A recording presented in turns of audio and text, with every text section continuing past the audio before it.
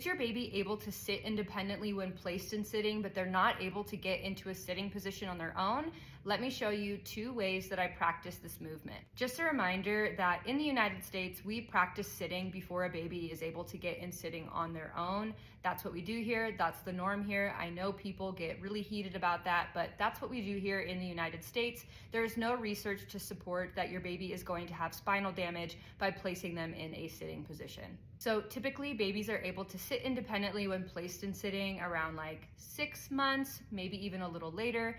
And then pushing into sitting typically happens later around like 8 months. The 2 ways that you can practice this are: 1, from a side lying position. You're going to place one hand under the armpit closest to the floor, and they will push up with that hand. And then you can place a hand here right on their hip bone. You're going to give them a little bit of a force. Hopefully they'll start pushing with their hand. If not, you can provide even more force here and then help them get into a sitting position. The second way you can do this is from their bellies. So what you're going to do is place both hands right on their hips, and then you're going to provide a force this way.